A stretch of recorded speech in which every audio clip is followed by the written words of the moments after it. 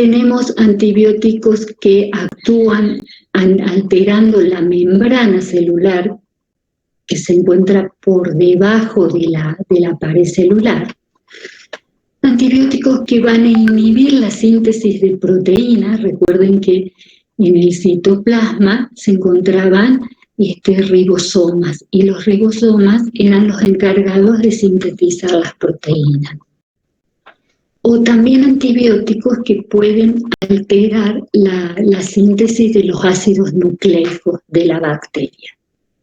O bien antibióticos que van a actuar a nivel de de los metabolismos o la síntesis de metabolismo que hay a nivel de la bacteria.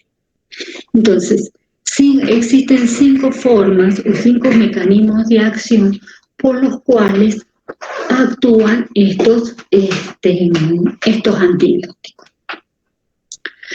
Vamos a ver el primero, que es la inhibición de la síntesis de la pared bacteriana. Es decir, son antibióticos que van a actuar a nivel de la pared. Recuerden que las bacterias dentro, en su citoplasma, en su interior, tienen un medio hiperosmótico, y que si se llega a romper o llega a haber alguna fisura a nivel de la pared celular, todo lo que está por fuera de la bacteria tiende a entrar. Entonces, ¿qué va a hacer? La bacteria se va a inflar, se va a llenar de sustancias, y va a llegar un momento en que va a reventar. Entonces se va a producir la muerte de la bacteria. Entonces, los mecanismos que inhiben la síntesis de la pared actúan de esa forma, destruyendo la bacteria porque van a lesionar la pared. ¿Y cómo lo pueden hacer? Para formarse la pared celular, la bacteria utiliza subunidades que van a ser las encargadas de construir lo que es el proteoglicano que conforma la pared celular.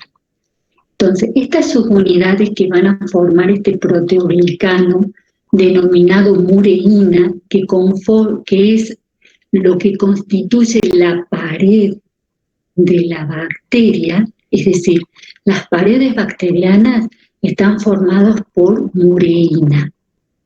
Esta mureína está formada por 2 subunidades, que son la N-acetilmuraína y la N-acetilglucosamina. Es decir, son las subunidades que van a dar origen a la mureína.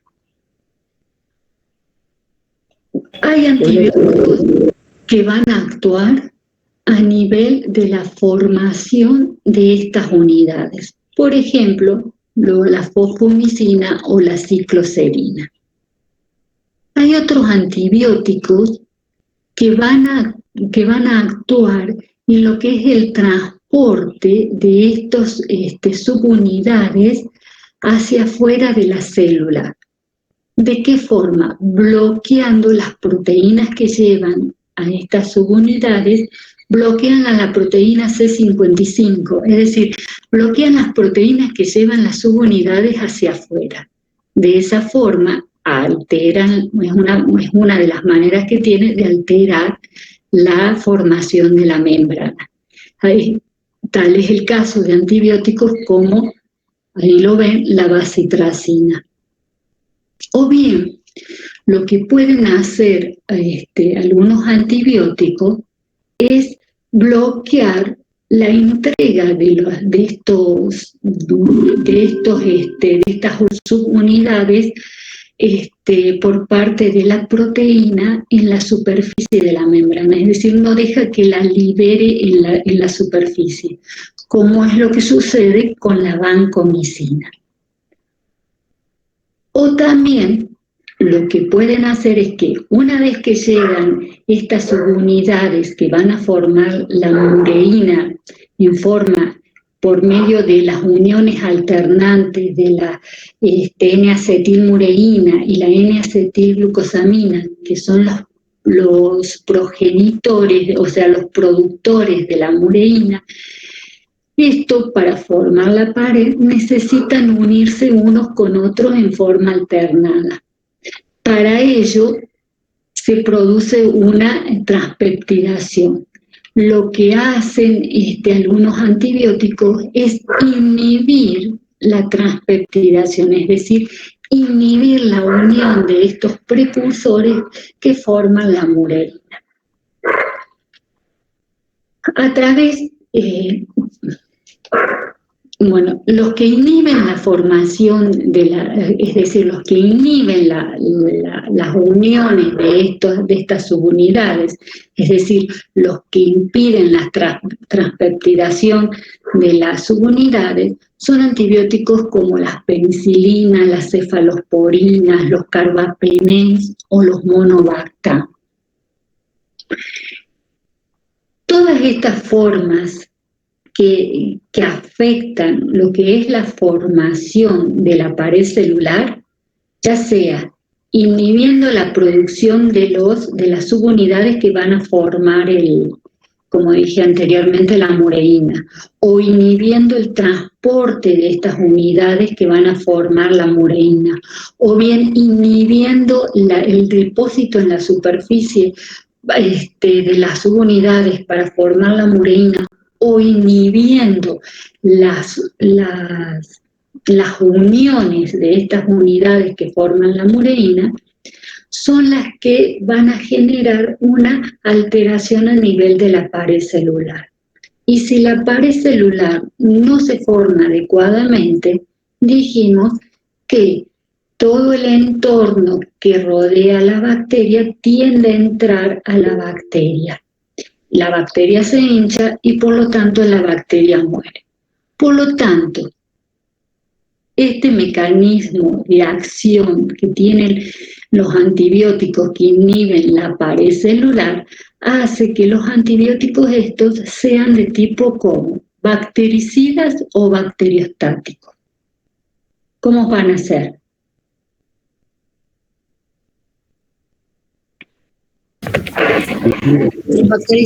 Van a ser bactericidas. Miren, aquí les muestro más grande el mecanismo de acción a nivel de la pared.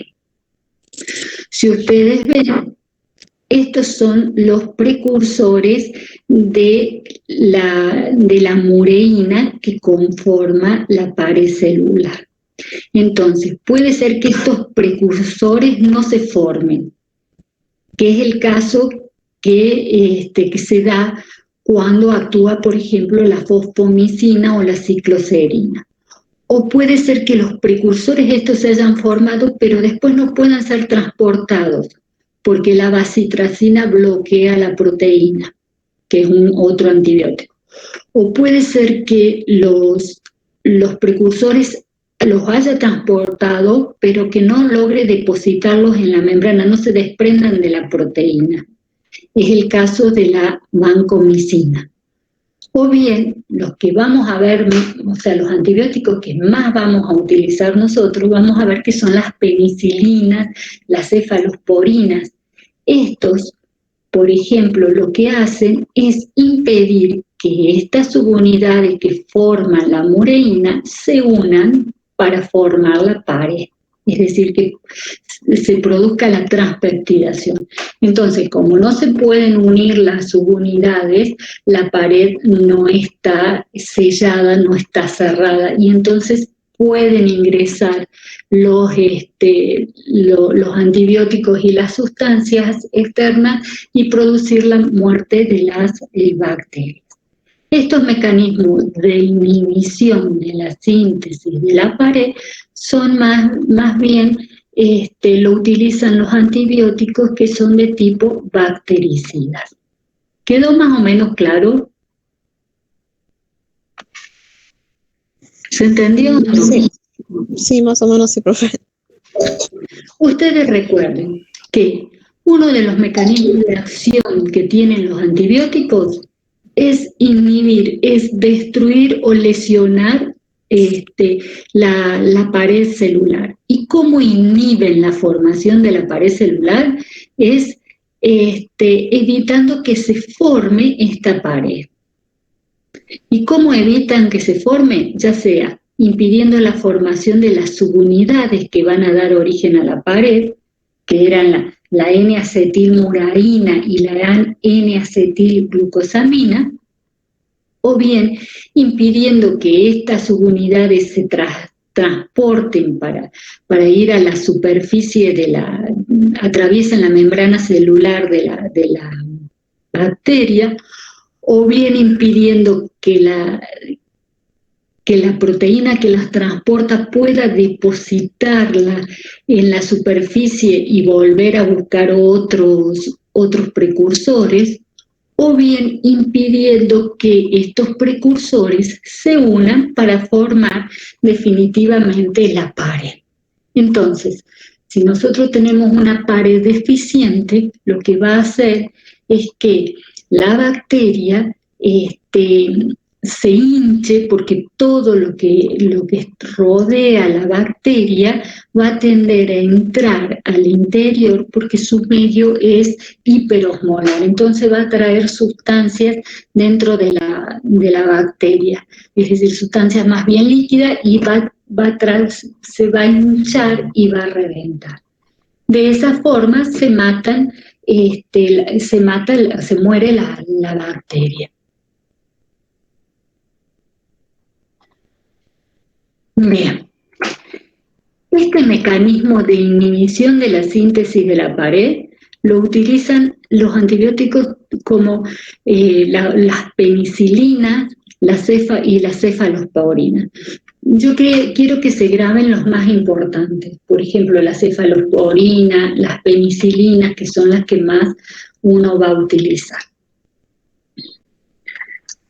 Otro mecanismo de acción por el cual los antibióticos atacan a las bacterias es a través de la alteración de la membrana celular. Es decir, tenemos una pared celular, pero lo que se produce es una afección de lo que es la membrana celular en sí, como por ejemplo la lesión de lo que son de lo que serían los fosfolípidos, es decir,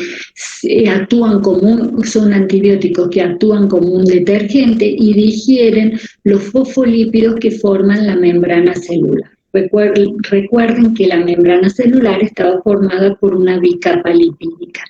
Entonces, lo que hacen algunos antibióticos es degradar estos lípidos, como por ejemplo la polimixina, dejando que la pared sea se rompa e ingresen sustancias al interior.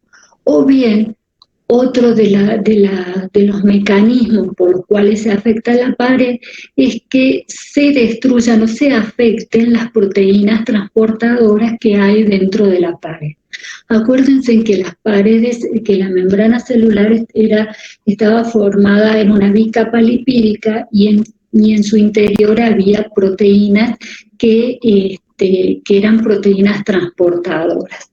Bueno, todo esto se rompe, es decir, genera fallas a nivel de la membrana celular pierde su continuidad y entonces, ¿qué es lo que va a hacer? Las sustancias van a ingresar. Este mecanismo lo ejercen algunos antibióticos como las polimixinas y la daptomicina. Y ahora yo le pregunto, si la membrana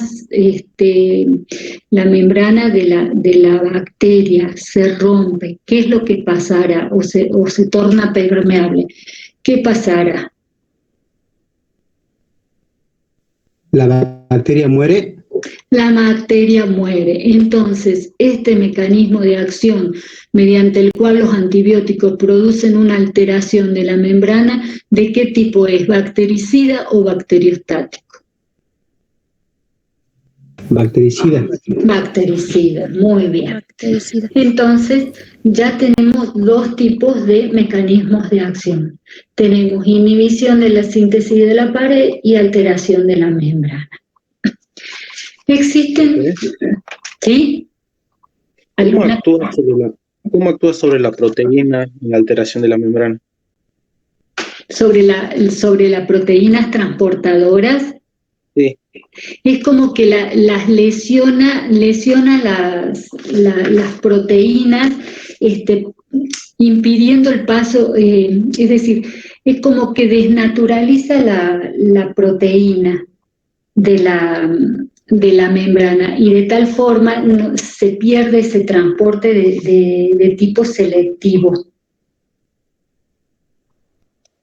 Gracias, profesor. Es como que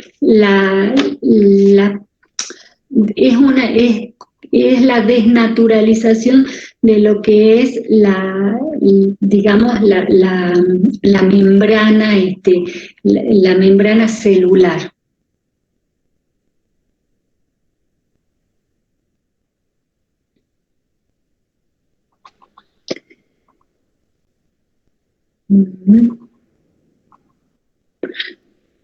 Y después vimos lo que era la alteración de la membrana y ahora vamos a ver lo que es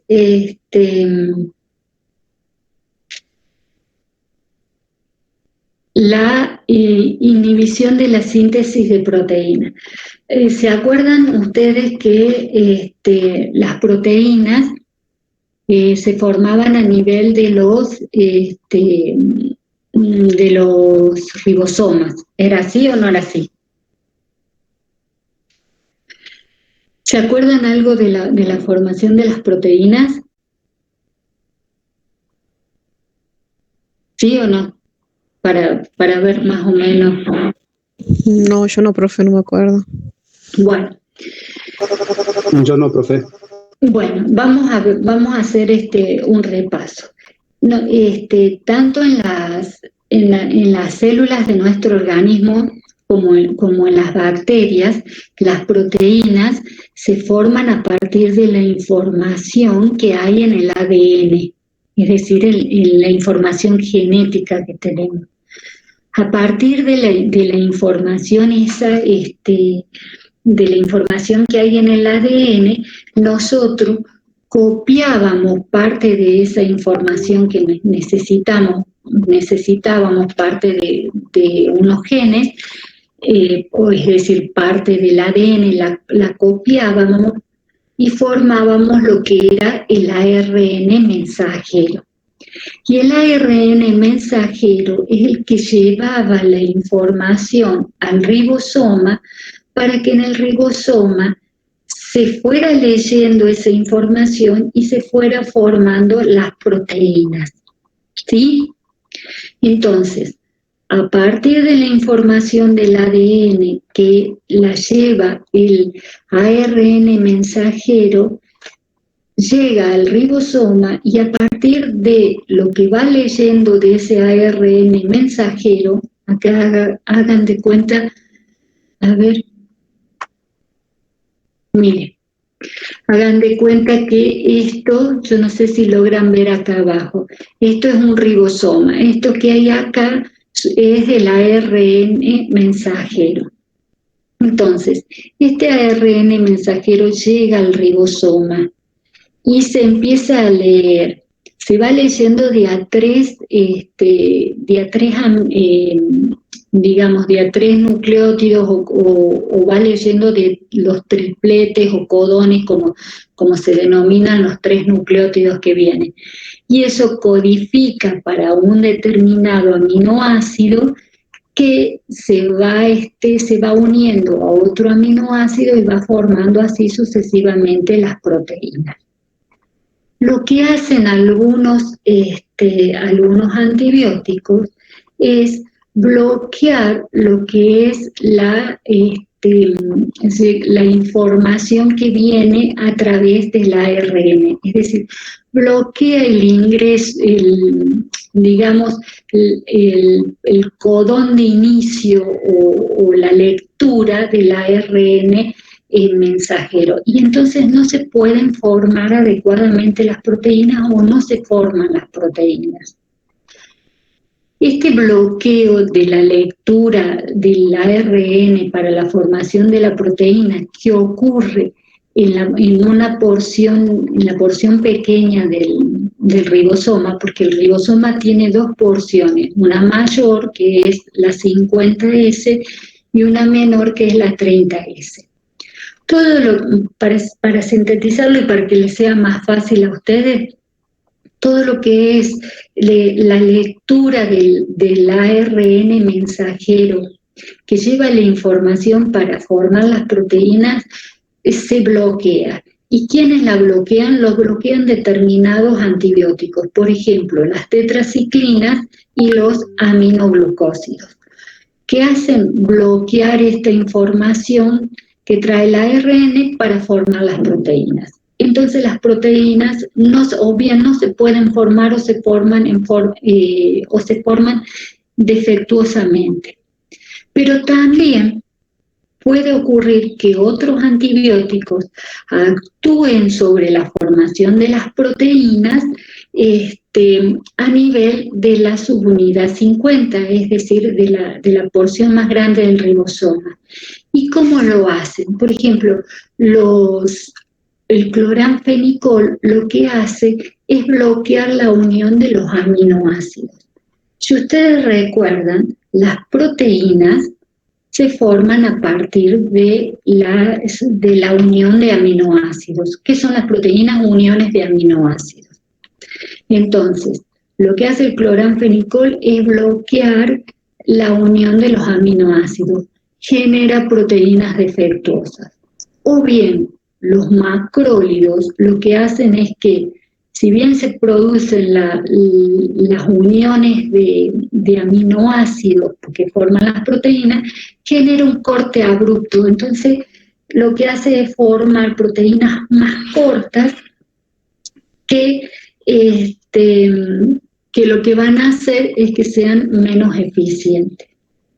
Entonces, hay antibióticos que son los aminoglucósidos, las tetraciclinas, los macrólidos, el cloranfenicol y las lincosaminas, que van a actuar a nivel de la formación de las proteínas de la bacteria. Recuerden que las proteínas para la bacteria son muy importantes para cumplir gran parte de sus funciones, es decir, de su metabolismo.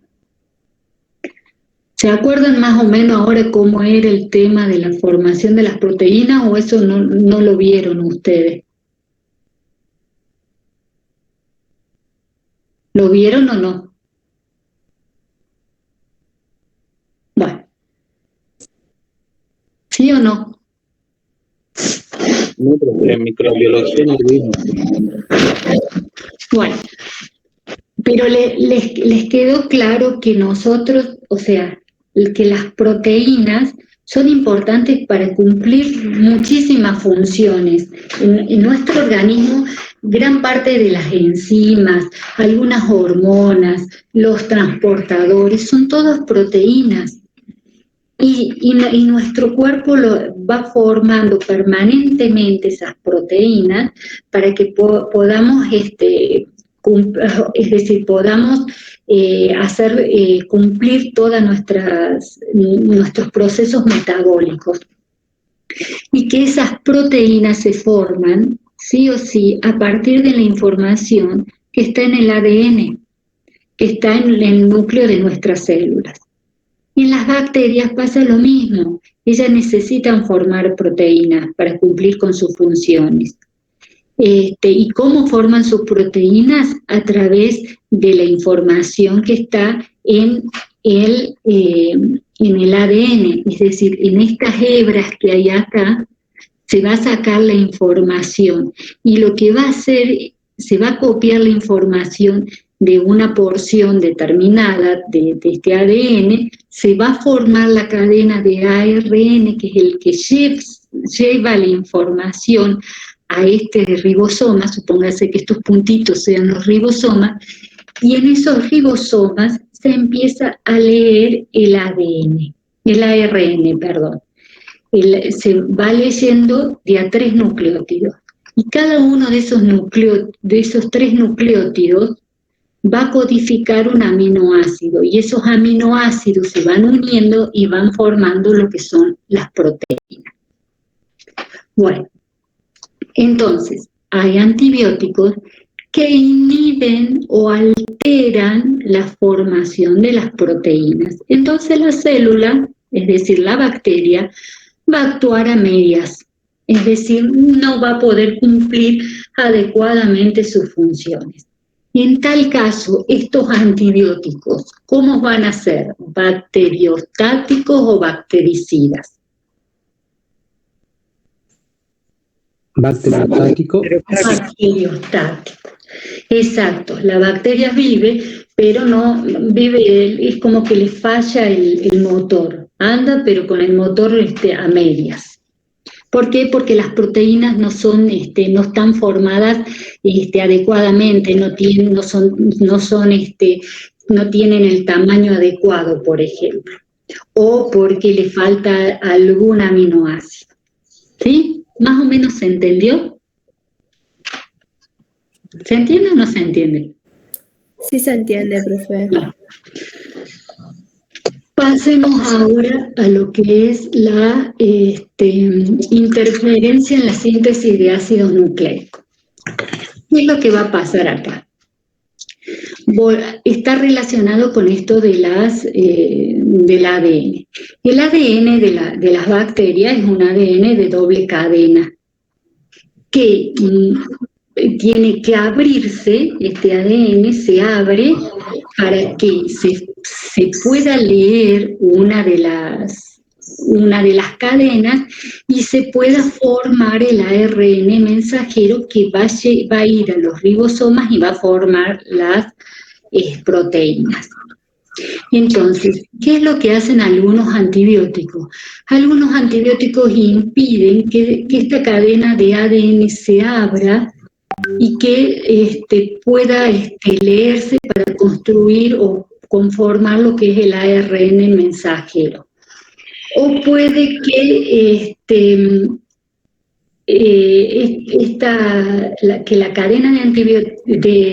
la cadena de ADN se abra y que la enzima encargada de leerla y de formar el ARN mensajero no pueda hacerlo. Estos antibióticos que actúan a nivel de la síntesis de ácidos nucleicos son las quinolonas y la rifampicina. Es decir, impiden indirectamente que se formen también las proteínas. ¿Por qué? Es el paso previo. Es decir, impiden que se forme el ARN mensajero. Y recuerden que el ARN mensajero es el que va a ir a los ribosomas y va a formar las proteínas. Entonces, esto también hace que la bacteria no funcione adecuadamente. ¿Por qué? Porque hay una interferencia a nivel de lo que es la formación del ARN mensajero. Entonces, si hay una alteración a nivel de la formación del ARN mensajero, ¿cómo va a ser la acción de los antibióticos? ¿Va a ser bacteriostática o bactericida? Bacteriostática. Bacteriostática. Muy bien. Y la última forma en que actúan el último mecanismo de acción de los antibióticos es la interferencia en la síntesis de metabolitos. Las bacterias generalmente ellas utilizan un sistema de fosforilación, es decir, ellas producen su propio ácido fólico. Nosotros, en cambio, lo obtenemos del exterior. Pero las bacterias obtienen tienen un proceso, una síntesis, un proceso metabólico por el cual ellas forman su ácido fólico y a partir de ello van a producir las bases que conforman, las bases nitrogenadas que conforman el ADN. Hay antibióticos que intervienen en este proceso de formación del ácido fólico, como son las sulfamidas, la trimetoprima, sulfametoxazol, que hacen que se bloquee este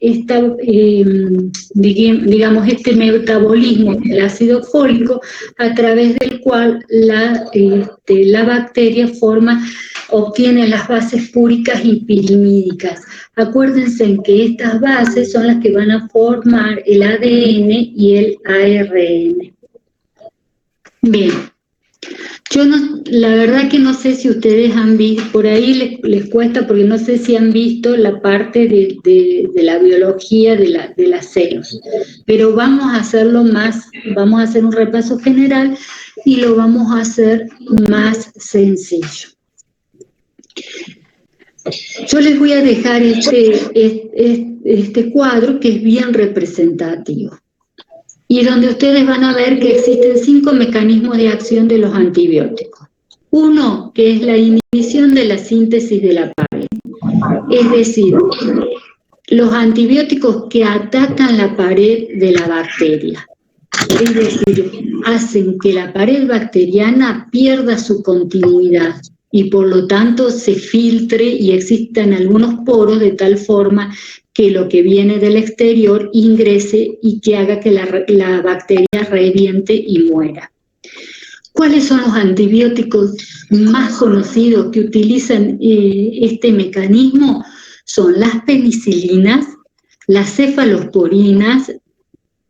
Me conformo con que sepan eso, las penicilinas y las cefalosporinas. Existen otros también, si ustedes los quieren grabar, ahí se los dejé. Es lo mismo que estábamos viendo recién.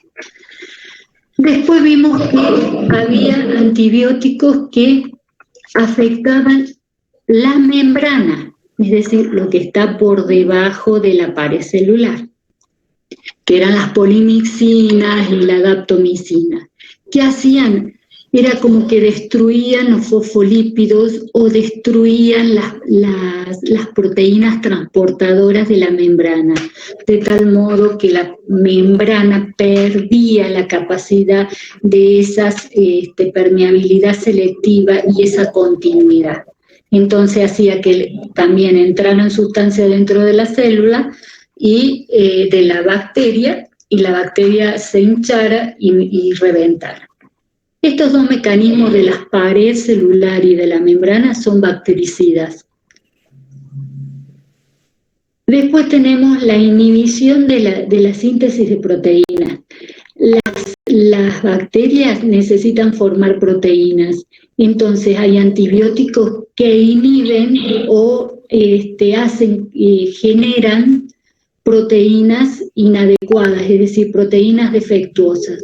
Entonces la bacteria no funciona adecuadamente.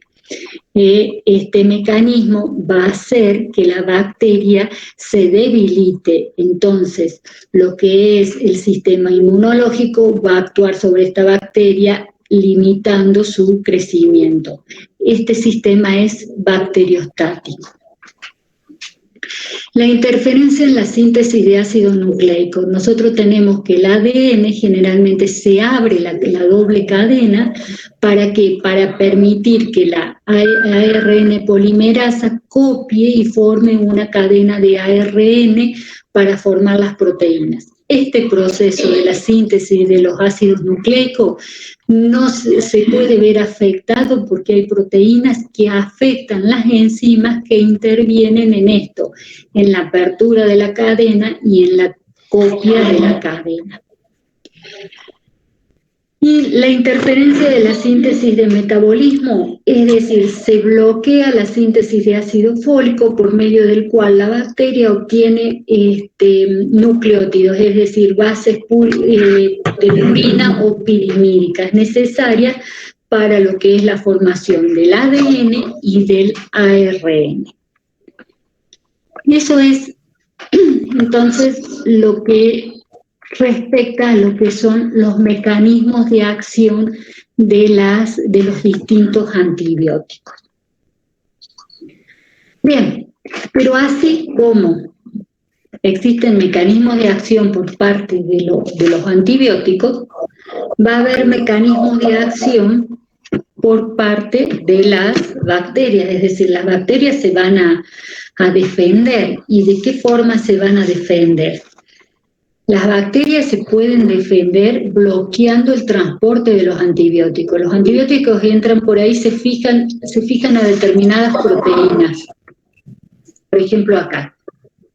Viene un antibiótico y se va a fijar a una determinada proteína. Lo que hacen es, se van a fijar esta proteína. Lo que hacen las bacterias es bloquear el sitio de transporte, bloquean esta proteína. De esa forma es un mecanismo que tienen para defenderse de los antibióticos. O bien pueden modificar el sitio de acción, pueden modificar las enzimas que tienen dentro las bacterias. Un antibiótico entra y la bacteria genera enzimas que son muy fuertes y que van a contrarrestar o van a actuar contra ese antibiótico, pudiendo inactivarlo. Por ejemplo, hay bacterias que forman enzimas conocidas como las beta-lactamasas, que hace que determinados antibióticos no puedan actuar con ellas. Otro de los mecanismos de defensa que tienen las bacterias es que si bien el antibiótico ingresa a la bacteria, estas generan unas bombas de expulsión que hace que lo saquen al antibiótico y lo escupan. O bien pueden modificar el sitio de acción. ¿Qué quiere decir con modificar el sitio de acción? Cuando los antibióticos ingresan a la bacteria genera sustratos más resistentes, es decir, genera, ARN o enzimas que son más resistentes y que impiden que los antibióticos puedan interferir con sus mecanismos. Por ejemplo, interferir en el bloqueo, o sea, impedir el bloqueo de la síntesis de proteína porque hace más resistente las enzimas que intervienen en dicho proceso. Otra de las vías por las cuales el antibiótico se defiende es generando vías metabólicas alternas. ¿Qué quiere decir esto? Habíamos visto que había antibióticos que interferían en lo que era la producción de lo que es el ácido fólico. Entonces, lo que hace es generar una vía paralela para formar estas bases nitrogenadas, de tal forma que la bacteria siga produciendo su ácido fólico, pero por medio de otra vía metabólica paralela. Es como si generaran un circuito paralelo. Entonces el antibiótico actúa sobre la vía que habitualmente genera el ácido fólico, mientras la bacteria utiliza un camino alternativo de formación. De esa forma puede subsistir. Estos son los distintos mecanismos de resistencia. Así como los antibióticos actúan por distintos medios, las bacterias han ido generando distintos mecanismos de resistencia. Y ahora, esto es muy importante que uno sepa. Los antibióticos uno los tiene que tomar a una dosis determinada y a un tiempo estipulado. Y los antibióticos no deben suspenderse hasta tanto concluir el tiempo indicado para el tratamiento, que es de aproximadamente 7 días. ¿Qué es lo que hace la mayoría de la gente? Cuando toma el antibiótico se siente mejor y lo suspende antes de que se hayan transcurrido los 7 días necesarios para que el antibiótico complete o realice su acción en forma completa. ¿Qué genera esto? ¿Qué genera el uso indiscriminado de antibiótico o el uso inadecuado de antibiótico? Genera mecanismos de resistencia por parte de las bacterias. ¿Sí? ¿Más o menos se entiende? Entonces, los antibióticos, ¿qué tiene que respetar uno? Cuando uno le dan antibióticos, ¿qué tiene que respetar?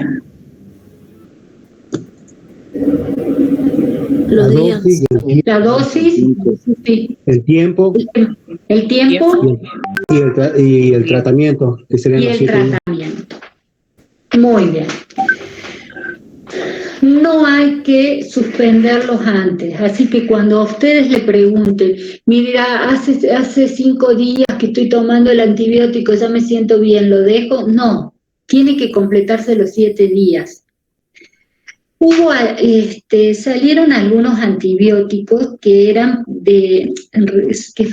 para dar en dosis de 3 días, como por ejemplo la citromicina en un principio. Después se vio que se tenía que ampliar el tiempo de dosis. Pero bueno, son casos muy especiales, ya lo vamos a ir viendo.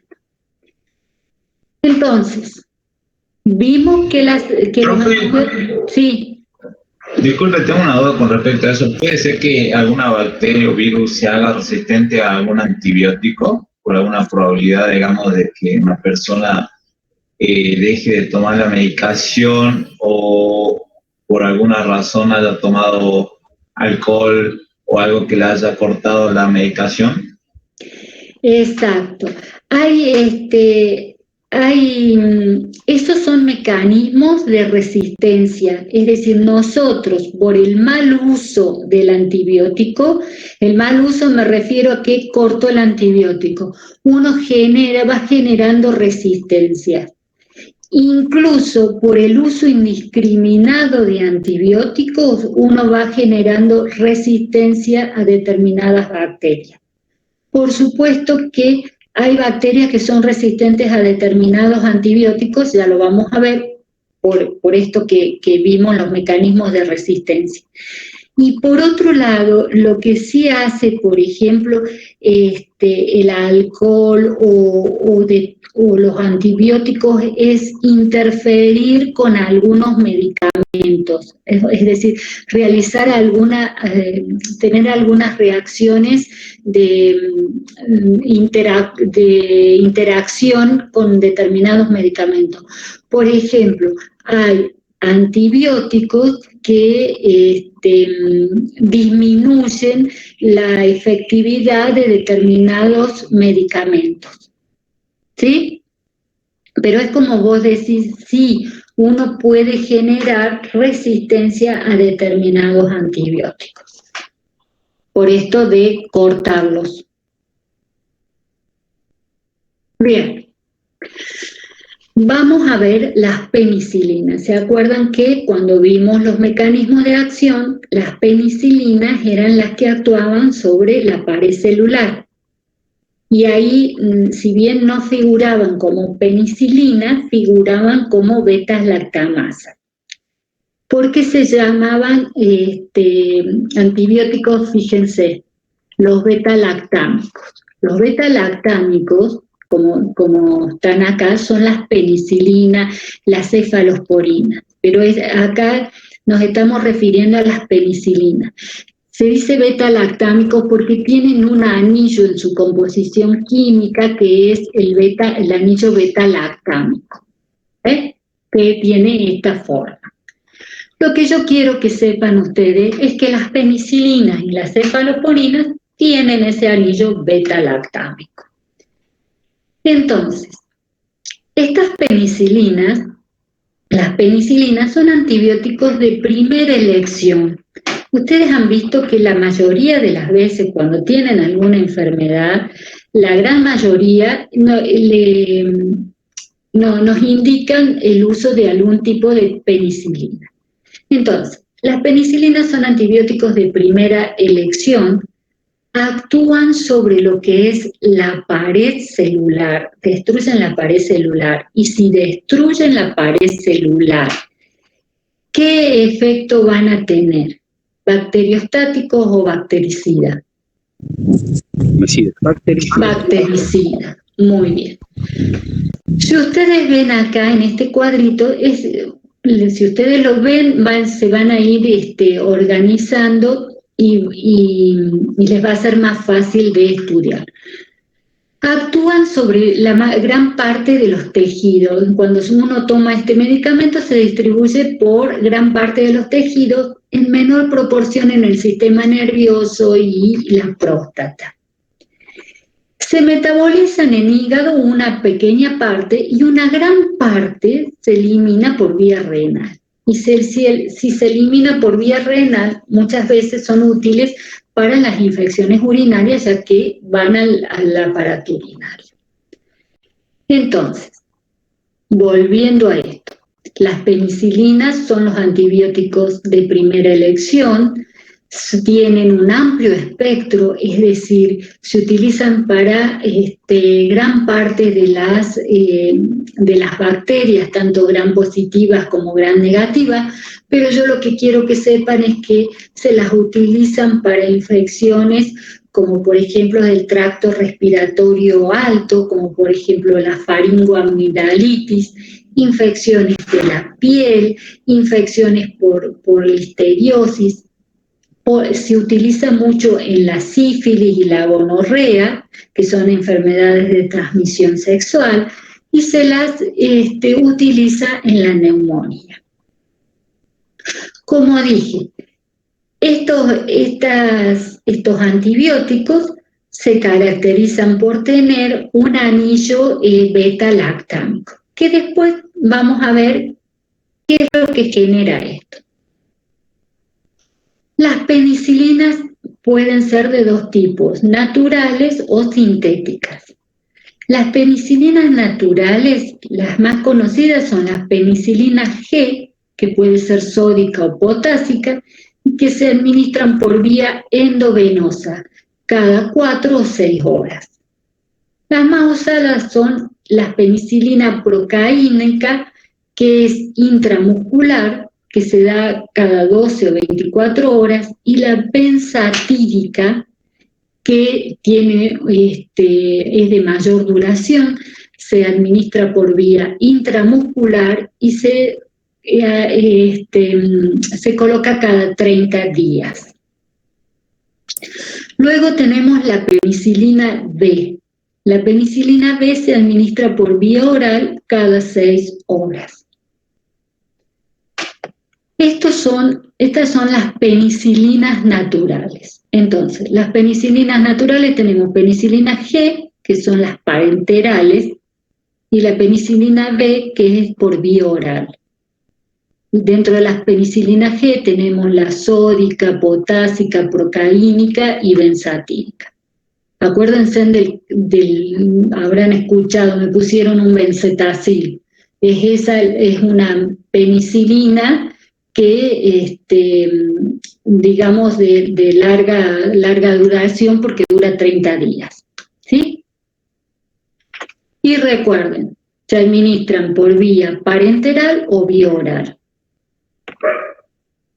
Veamos ahora cuáles son las penicilinas sintéticas. Las penicilinas sintéticas son dos, la amoxicilina y la ampicilina. La amoxicilina se da por vía oral. y la ampicilina se da por vía endovenosa.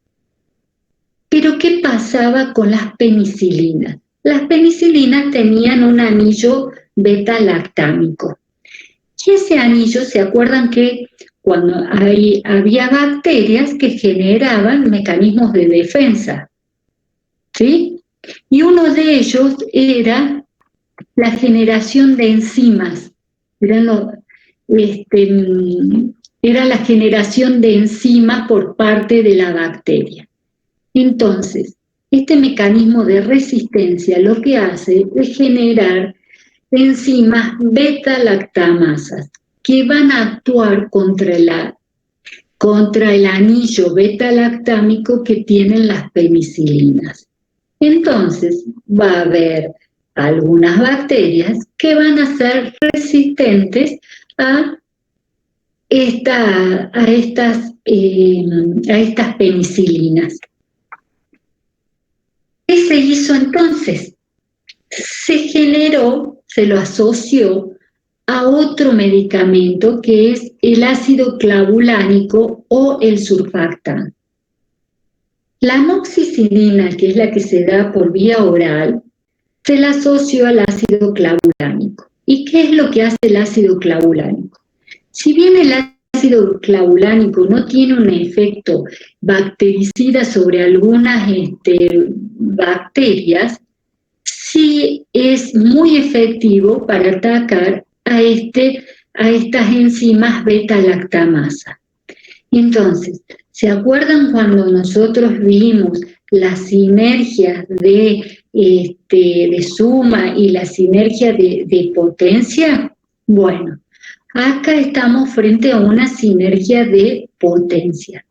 Si bien la amoxicilina cumple una función, el ácido clavulánico cumple otra función, pero ninguno de los dos por separado sería efectivo contra las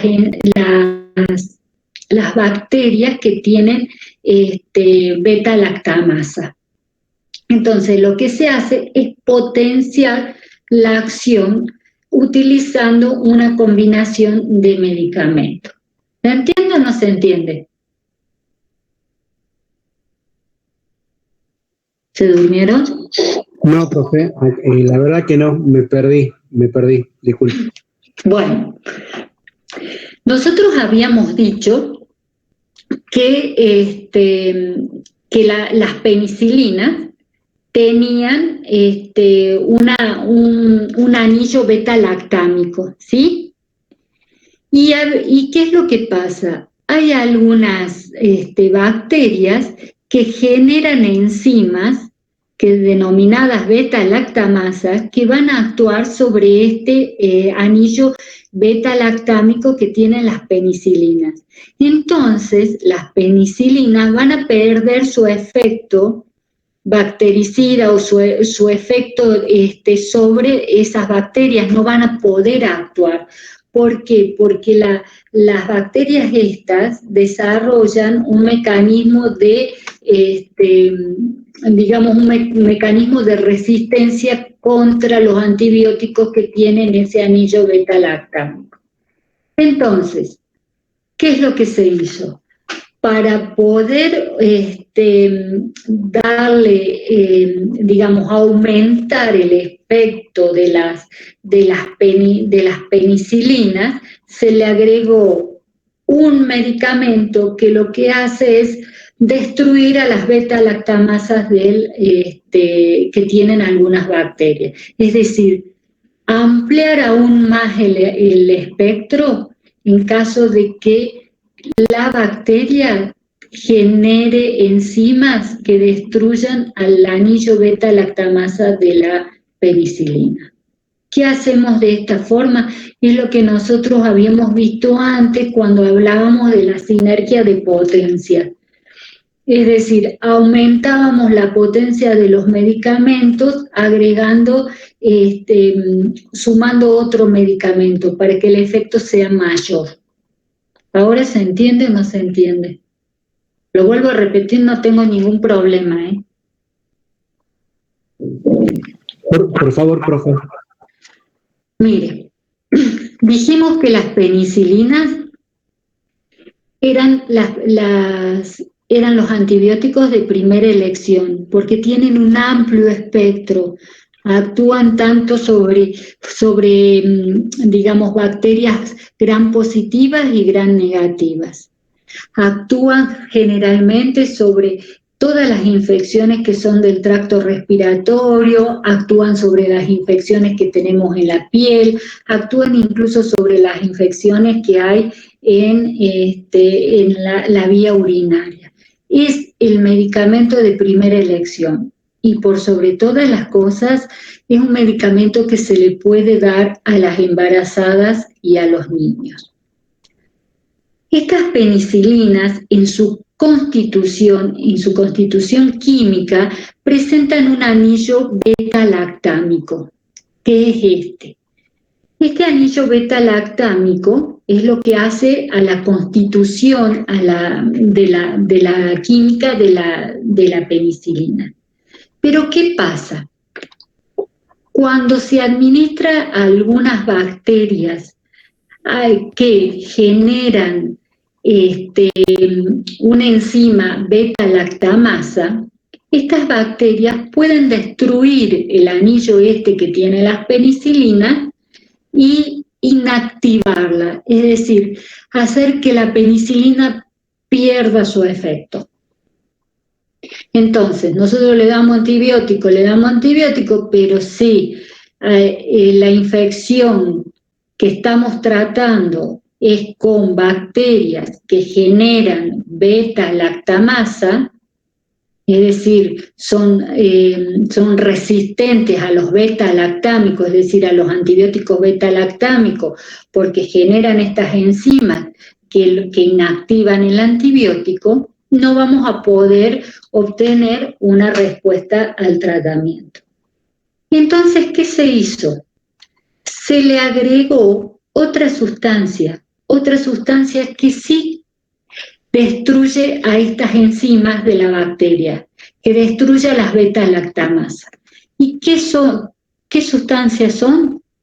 Es el ácido clavulánico.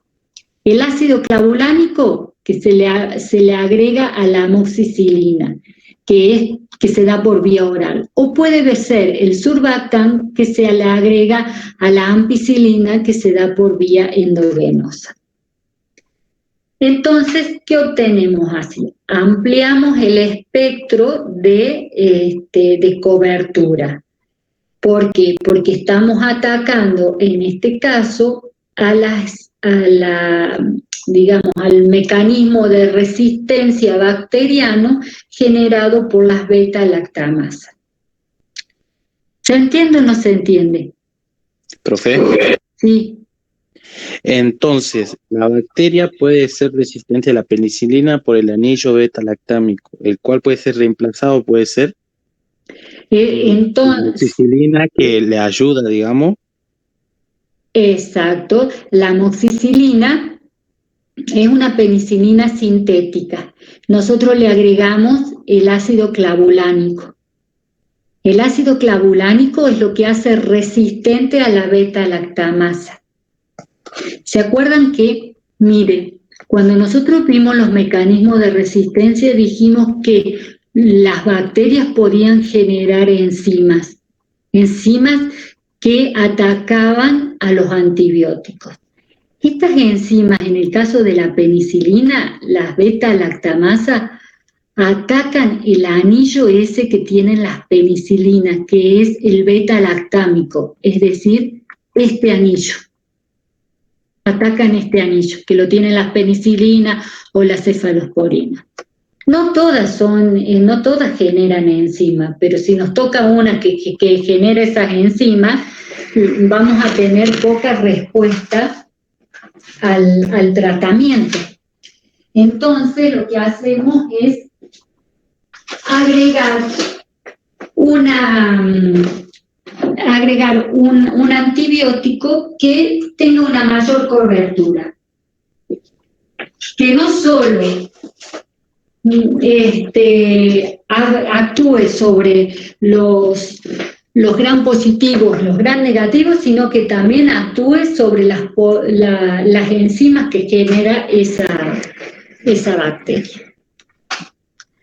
Es como aumentar digamos, el poder de bactericida, el poder de la potencia del antibiótico. ¿Se entiende o no se entiende? Nosotros, por ejemplo, podemos dar una penicilina por vía oral. A lo mejor tenemos porque tenemos una faringitis. Y lo más probable es que funcione bien, que ande bien. Ahora, si esa bacteria genera beta-lactamasa, es decir, genera enzimas, tiene un mecanismo de resistencia, tiene la posibilidad de generar un mecanismo de resistencia, formando beta-lactamasa, la respuesta al tratamiento no va a ser efectiva. Entonces, lo que vamos a hacer es recurrir a lo que es la amoxicilina más el ácido clavulánico, que lo que va a hacer es va a destruir, no solo que va a destruir a las bacterias, sino que va a destruir a las enzimas que genera esta bacteria. Es lo mismo que a veces le dan a ustedes amoxidal, supóngase que es el nombre comercial, que es la amoxicilina sola. Y en otras ocasiones le dan el Trifamoc IBL, que es la amoxicilina más ácido clavulánico. Esos son los nombres comerciales, por ejemplo. Nosotros nos estamos asegurando que con la amoxicilina y el ácido clavulánico vamos a, tener un tratamiento más eficaz. Por las dudas, las bacterias tengan enzimas beta-lactamasa. O sea, ¿se entiende? Profe, ¿se podría decir que es un derivado mejorado? ¿Cómo? Como que es algo parecido a la penicilina, la amoxicilina, pero solamente que es mejorado. Es semisintético, es decir, se forman a partir de un producto natural con propiedades, como vos decís, mejoradas en un laboratorio. Por eso se dice que la ampicilina y la amoxicilina son sintéticos. La amoxicilina es la que nosotros tomamos por vía oral, mientras que la ampicilina es por vía endovenosa. Y bueno, es más o menos en cuanto a la administración, decimos que en los semisintéticos y en los naturales, en las penicilinas naturales y en las penicilinas sintéticas se pueden administrar por vía parenteral o por vía oral. Se metabolizan muy poco en hígado, se eliminan mucho por riñón, por eso también es útil en las infecciones urinarias. Acuérdense, las penicilinas son antibióticos de amplio espectro y son los de primera elección. Se dan en niños y se dan en embarazadas.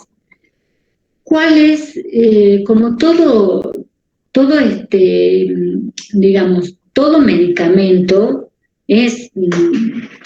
habíamos dicho que se supone que es nocivo para el organismo, pero bueno, uno hace un balance.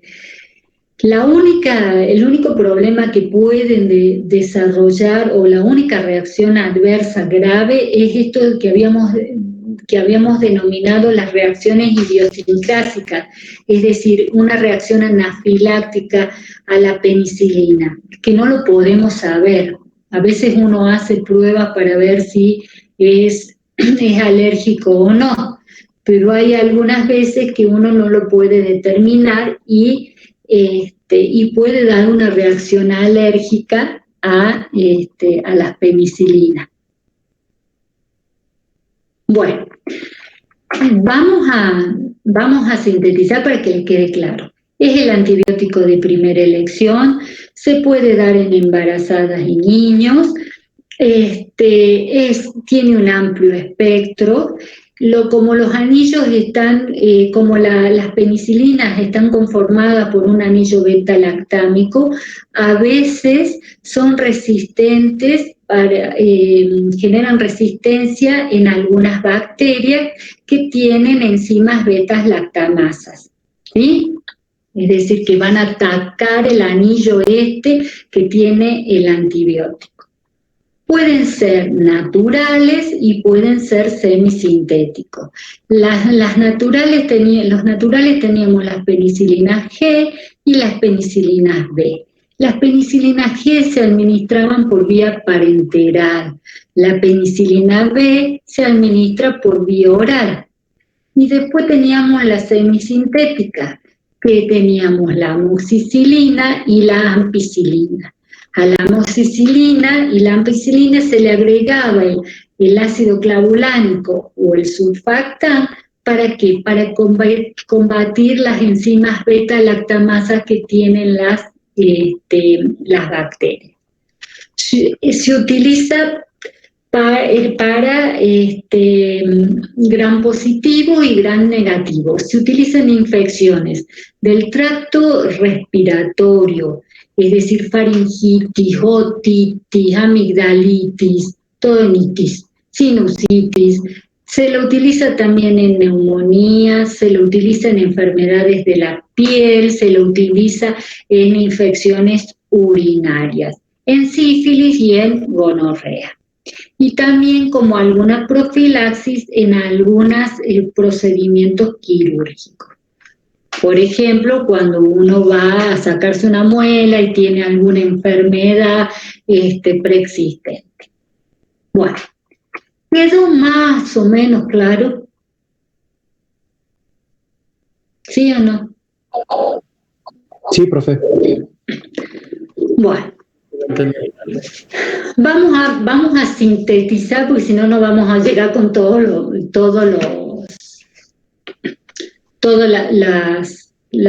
antibióticos.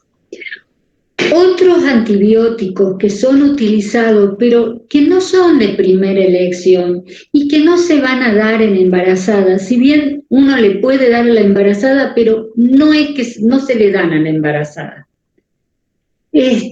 Son las cefalosporinas. Las cefalosporinas, acuérdense que también tenían un anillo beta-lactámico y que las cefalosporinas lo que hacían era actuar también a nivel de la membrana, de la pared de la bacteria, ¿sí? Se pueden administrar las cefalosporinas, se pueden administrar por vía oral y por vía parenteral. Y se metaboliza en una parte en hígado y se elimina en su mayoría por vía renal o por vía biliar, es decir, a través de las heces. Las penicilinas, hay un montón de penicilinas. No pretendo que se las aprendan. Quiero que sepan que por lo menos, la cefalosporina, existen varias. No pretendo que se las aprendan a todos, pero por lo menos saber que existen las cefalosporinas, que hay cefalosporinas de primera generación, segunda generación, tercera generación, y las más recientes que son las de cuarta generación y quinta generación. Las últimas, ustedes van a ver que las últimas generaciones cada vez las van perfeccionando más y las van utilizando para determinados casos muy especiales. Por ejemplo, las de cuarta generación se las utilizan para determinadas infecciones o son las que uno recurre frente a determinada infección, como por ejemplo las de cuarta generación se usan para las pseudomonas, es decir, infecciones por pseudomonas, o las de quinta generación para estafilococo meticilino resistente, es decir, para casos muy especiales. Por supuesto que a la hora de determinar hacer un tratamiento de una infección en un paciente que está internado en una unidad de terapia intensiva, esto lo manejan los infectólogos. Lo que uno tiene que saber es que existen distintos tipos de antibióticos y que uno va a ir viendo cuál es el menos nocivo y cuál es el más agresivo en cuanto a los efectos adversos que genera. En el caso de las penicilinas, nosotros tenemos las penicilinas de primera generación como la cefalzolina, cefalotina, cefadroxilo. Generalmente las penicilinas, la cefalosporina, ya estoy perdida, la cefalosporina se las usan para infecciones de la piel. Se las usa, lo que más se la usa en infecciones de la piel, en infecciones urinarias. Y una de las cosas que hay que tener en cuenta es que a veces pueden dar algunas reacciones de hipersensibilidad o reacciones alérgicas que se manifiestan por erupciones en la piel, como son los síndromes de Steven-Johnson, una cosa así, que es como si se hiciera un exantema muy grande a nivel de la piel. Esto es una reacción que se produce como consecuencia del uso de la cefalosporina. Y pueden dar, acuérdense que los antibióticos muchas veces pueden dar diarreas. ¿Por qué? Porque así como uno los da para que maten a una bacteria, pueden matar las bacterias que forman la flora normal de nuestro organismo. Y las que más se comprometen muchas veces son las del tubo digestivo. Y eso genera que dé diarrea. Entonces, las cefalosporinas son bactericidas, actúan sobre la pared bacteriana, existen de primera, segunda, tercera, cuarta, quinta generación. Las de cuarta generación son resistentes a la pseudomonas, se utilizan en infecciones cutáneas, en pacientes que están en terapia intensiva, en casos de meningitis, en gonorrea, y pueden dar algunos efectos adversos como hipersensibilidad que se caracterizan por erupciones a nivel de la piel y diarreas. Yo ahí le puse los distintos tipos de cefalosporina, por si ustedes los quieren ver. Van a ver que algunos, los de primera generación, algunos son por vía oral y otros por vía parenteral. Ahí tienen de segunda generación, de tercera generación, y los de cuarta generación que yo les decía que son buenas o son utilizadas en caso de pseudomonas, de las infecciones por pseudomonas.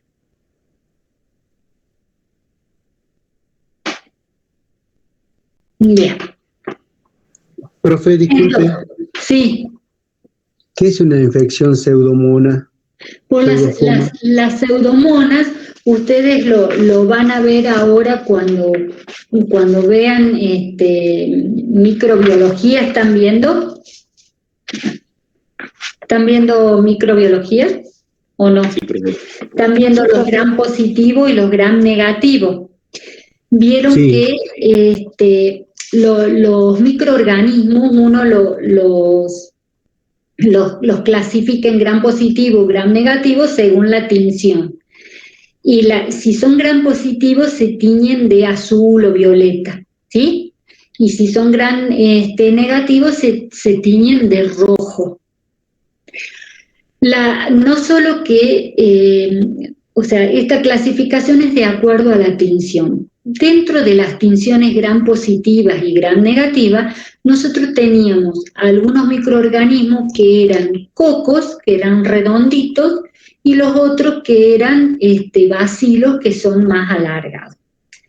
La pseudomonas corresponde a los microorganismos que son gram negativos, es decir, se tiñen de rojo, y que pertenecen a lo que son los bacilos, es decir, son alargaditos.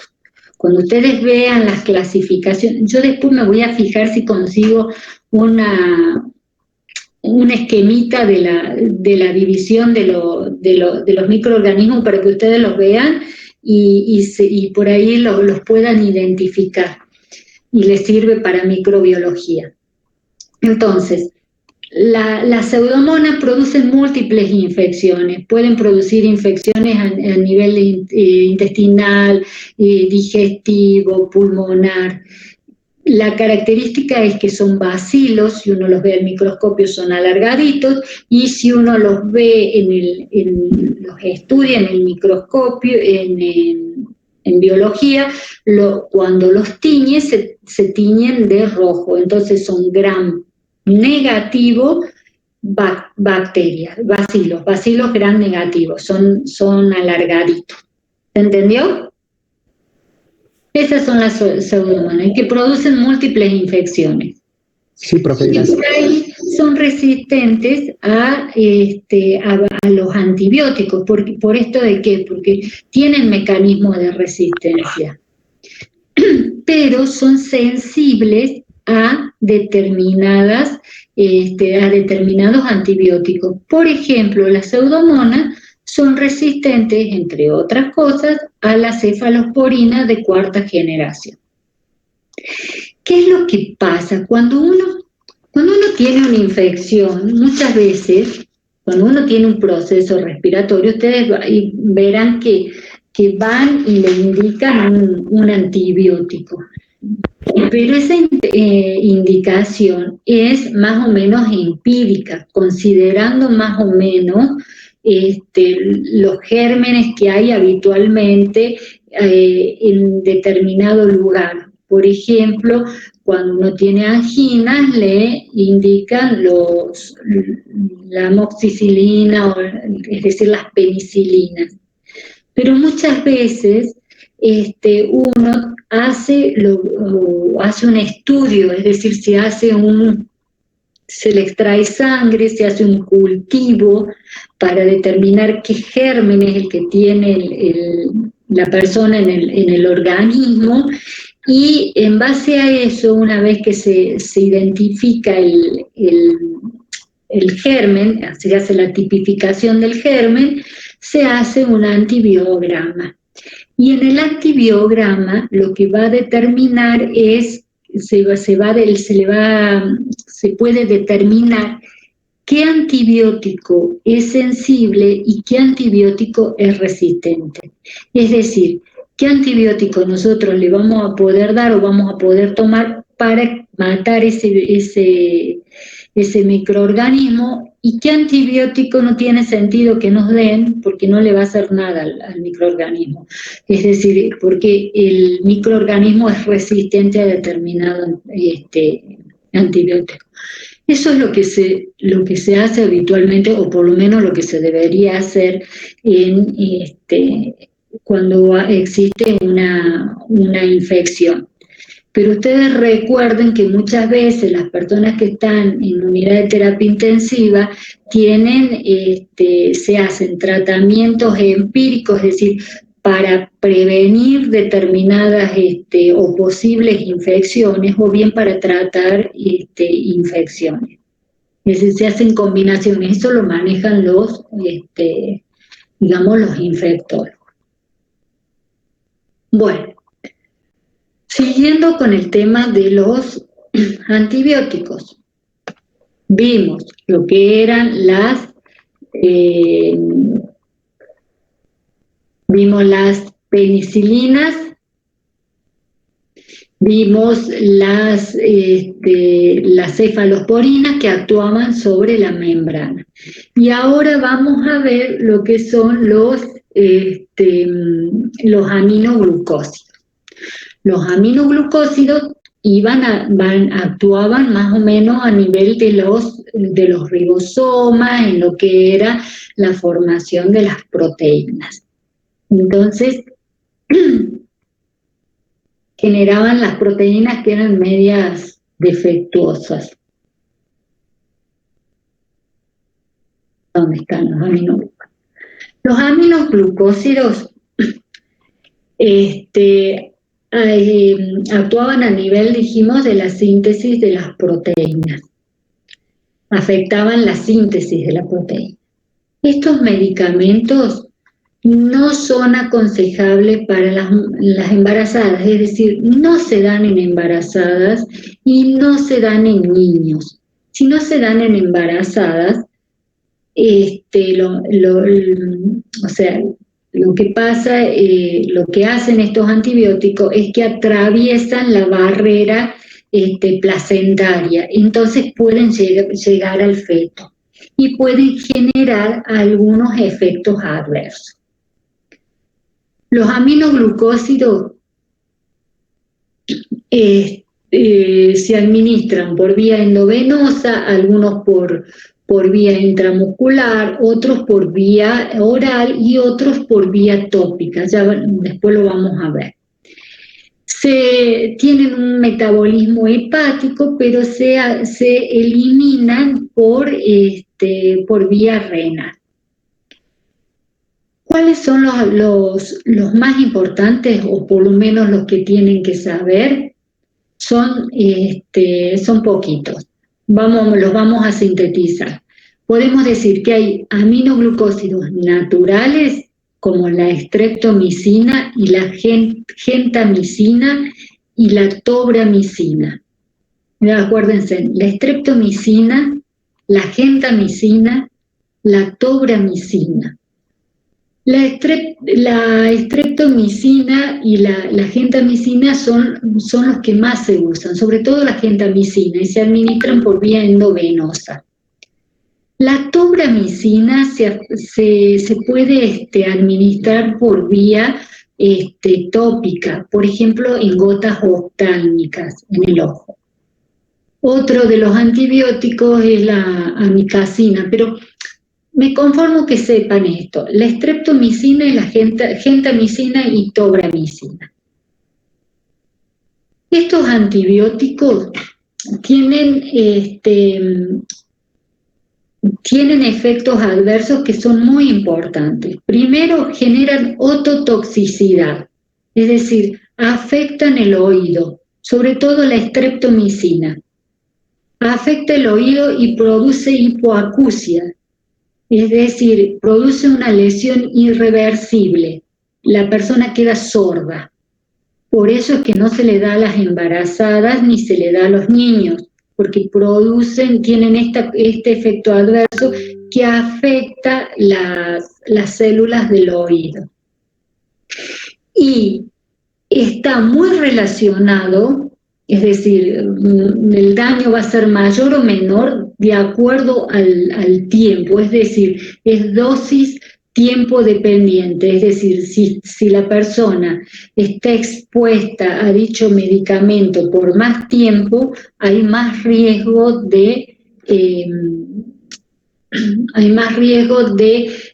tener una hipoacusia, es decir, mayor riesgo de ototoxicidad. Por otro lado, la gentamicina puede producir nefrotoxicidad, es decir, puede producir lesiones a nivel del riñón.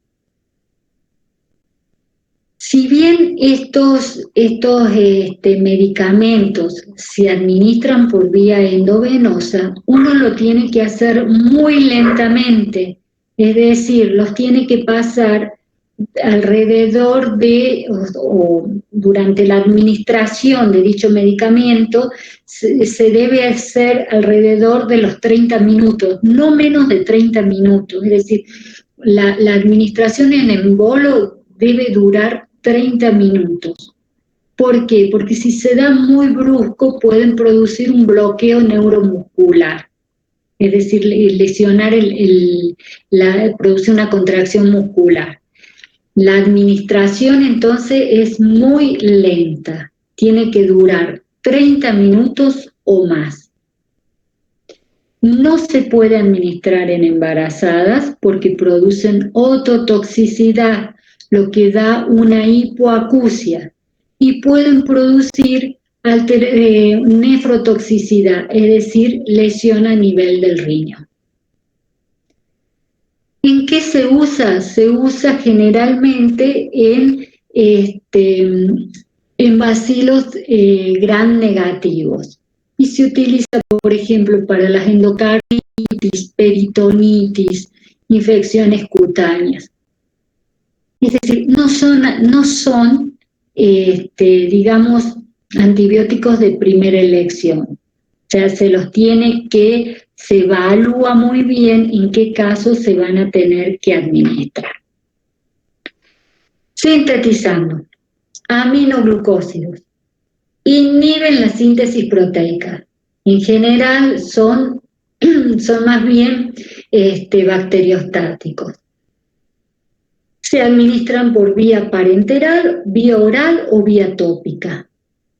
Pueden ser naturales o sintéticos, pero los más conocidos, que es lo que necesito que sepa, los que más se usan son la streptomicina, la gentamicina y la tobramicina. La tobramicina, acuérdense que se administra por vía tópica a nivel de los ojos, con gotitas oftálmicas. ¿Cuáles son los efectos adversos? La hipoacusia. ¿Y cuál es la característica? Es dosis tiempo dependiente. A mayor tiempo que se utilice el antibiótico, más riesgo de ototoxicidad. Y pueden producir nefrotoxicidad.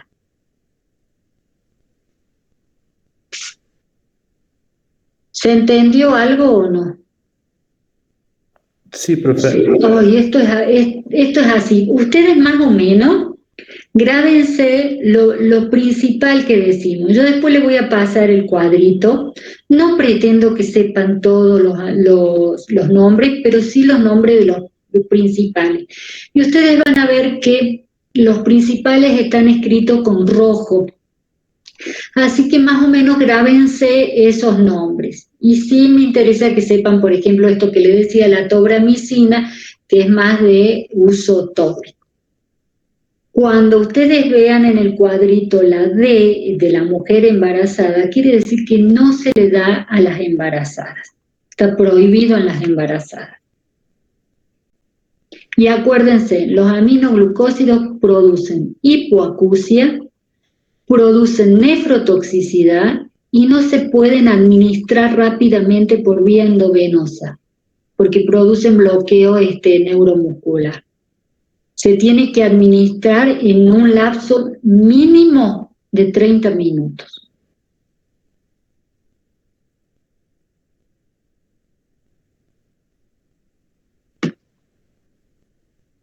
A ver qué me falta. Veamos las quinolonas. Las quinolonas, si ustedes se acuerdan cuando vimos los mecanismos de acción, eran antibióticos que actuaban sobre la síntesis del ADN. Recuerden que el ADN se abría la cadena de ADN para que pudiera entrar la enzima y la ADN polimerasa la ARN polimerasa copiar la cadena para formar el ARN y llevar la información para formar las proteínas. Bueno, las quinolonas bloquean eso. es decir, bloquean la ADN girasa, es decir, bloquean la enzima que abre la cadena del ADN. Entonces, tienen digamos, un efecto bactericida. En realidad es bacteriostático, pero a mayores concentraciones pueden ser bactericidas.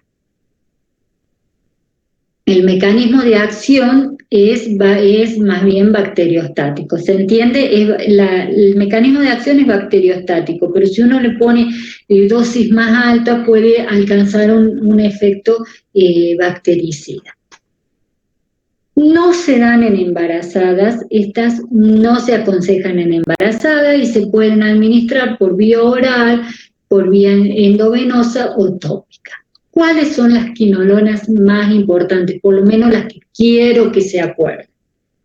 Son la ciprofloxacina, la norfloxacina y la levofloxacina.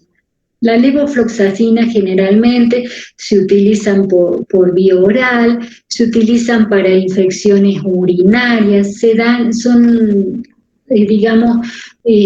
de amplio espectro, se lo utilizan generalmente, van a ver que los usan mucho en personas de edad avanzada, sobre todo cuando tienen infecciones urinarias o múltiples infecciones, se la utiliza como un antibiótico de amplio espectro.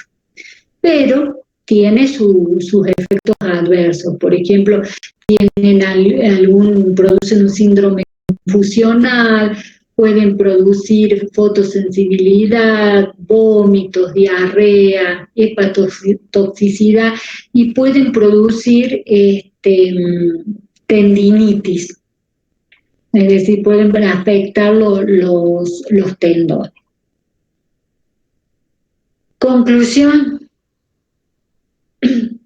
las quinolonas inhiben la síntesis del ADN, no se utilizan en embarazadas, se pueden administrar por vía oral, endovenosa o tópica, no se metabolizan en hígado, se eliminan mucho por riñón, por lo tanto son útiles en infecciones renales. Las más importantes son la ciprofloxacina, la norfloxacina y la levofloxacina. Se utilizan tanto en gram positivo como en gram negativo y se usan por sobre todo, acuérdense que se usan en ancianos para infecciones urinarias, infecciones respiratorias, infecciones incluso del tejido, es decir, cuando no está bien delimitada cuál es la causa o el problema que tiene o la infección que tiene, se utiliza la levofloxacina. Y tiene algunos efectos adversos.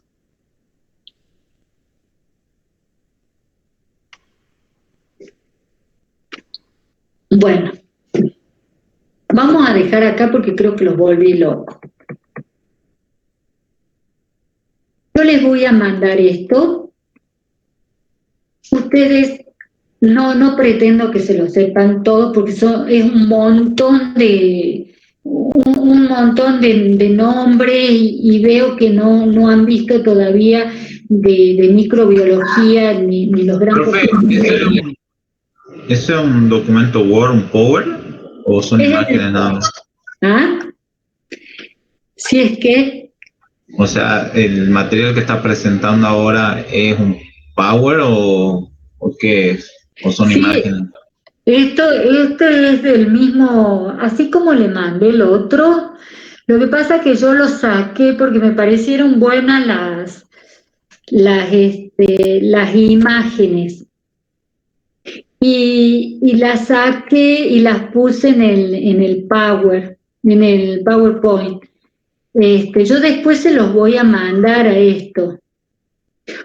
No pretendo que se sepan todos los nombres que hay acá, quiero que se graben lo que hemos dicho, lo que hemos hablado. De todos modos, la próxima clase vamos a volver a repasar lo fundamental es decir, las cosas más importantes. Lo que pasa es que es larguísima esta materia, es muy larga, y es poco el tiempo que se da. Pero por lo menos, para que ustedes tengan una idea de cuáles son los antibióticos más importantes y después cuáles son los medicamentos más importantes. Después ustedes podrán ampliar, o sea, con la práctica uno va a ir ampliando. Pero grabarse determinados nombres, o sea, me conformo con que sepan los nombres más importantes, los que hemos dicho en clase, ¿sí? Y que sepan cuáles se dan en embarazadas y cuáles no se dan en embarazadas, y cuáles son los riesgos que pueden tener, que sepan que administrar un antibiótico puede dar diarrea. ¿Por qué? Porque afecta a la flora bacteriana normal, que puede, la administración de un antibiótico prolongada puede incluso, al alterar la flora bacteriana normal, hacer que se genere una candidiasis, es decir, que se produzcan infecciones por hongos, sobreagregadas por hongos. Eso es más o menos lo que uno tiene que saber, que son cosas prácticas. Es decir, sí, se me fue el dolor de garganta, pero que tengo diarrea y encima tengo hongos. Son cosas que pueden pasar por el uso de los antibióticos. Bueno, entonces, hoy vimos lo que eran las penicilinas, que vimos las penicilinas naturales y las penicilinas sintéticas. Vimos lo que eran las cefalosporinas, que había hasta de 5ª generación, y que las dos últimas eran útiles para las de 4ª generación, para las pseudomonas, y las de 5ª para los estafilococos meticilinos resistentes. Los estafilococos son microorganismos gram negativos que son cocos. Después los van a ver, no sé si están viendo en microbiología los cocos, ¿los ven o no? ¿Los vieron o no? A los cocos, estreptococos. Sí, profe. ¿Vieron los estreptococos? Son redonditos y hacen como un trencito. Bueno, los estreptococos meticilinos resistentes se llaman cuando aquellos que se consideran que son meticilinos resistentes porque uno les da un antibiótico y al no responder se considera que hacen una resistencia. Entonces a esos se los trata con las cefalosporinas de 5ª generación. Pero me conformo que sepan que la cefalosporina de 4ª generación se usa en algunas infecciones por pseudomonas. Después, los aminoglucósidos. De los aminoglucósidos, acuérdense que no se dan embarazadas, que no se dan en niños, que los más importantes son la streptomicina, la tobramicina y la gentamicina. Ustedes van a ver que los que están internados muchas veces le dan gentamicina, que no se administran en forma brusca, sino que se deben administrar por vía endovenosa durante 30 minutos o más, que pueden producir ototoxicidad y nefrotoxicidad. Y las quinolonas generalmente inhiben la síntesis de ADN, no se dan en embarazadas, sí se dan en los ancianos, en los geriátricos se dan mucho, la levofloxacina, la ciprofloxacina, la norfloxacina, se pueden dar por vía oral, endovenosa o tópica, se usan para infecciones urinarias, infecciones respiratorias, infecciones de tejidos blandos. Bueno, y vamos a dejar acá y después vamos a seguir con las otras. y les voy a mandar el Power para que vayan leyendo. La próxima clase lo vamos a repasar, lo vamos a hacer bien sintético, así, y si ustedes tienen dudas me preguntan. Ahora les voy a mandar para que me respondan las preguntas, ¿sí? Bien, profe. Son muchísimos nombres, vamos a tratar de hacerlo simple, pero por lo menos que se acuerden de los grupos de los antibióticos que hay, los más importantes.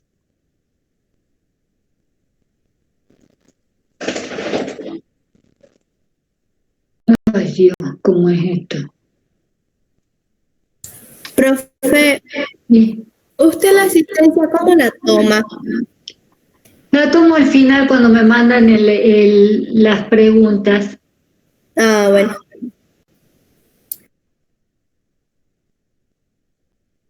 Bueno,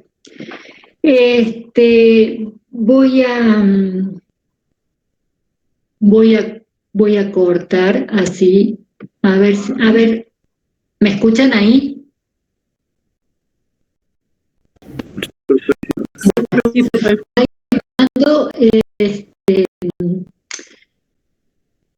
Las preguntas las contestan, son 2 recortitas y